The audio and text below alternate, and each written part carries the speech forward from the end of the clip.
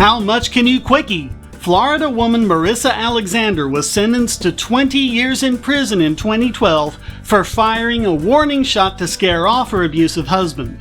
Although the shot didn't hurt anyone, she was charged with aggravated assault. The reason she was sentenced to 20 years was because of Florida's god-awful 10-20 life law, which specifies mandatory minimum sentences for crimes involving firearms. Of course, she shouldn't have been arrested at all, but talk about adding insult to injury. The case resulted in a lot of criticism nationwide for mandatory sentencing laws, as well as the horrible treatment of domestic violence survivors by the criminal justice system.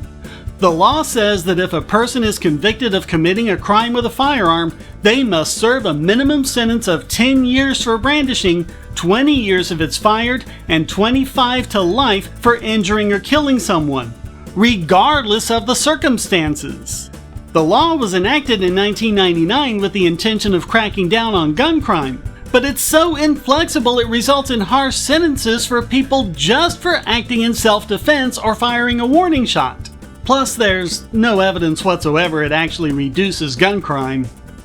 The law doesn't allow judges to consider the specific circumstances of the case and pretty much demands disproportionate punishment. And of course, it falls particularly hard on people of color. It has a chilling effect on domestic violence survivors who are now scared to use firearms in self-defense for fear of the harsh and unfair consequences. Domestic violence survivors need to be able to defend themselves and escape their abusers without fear of criminal punishment.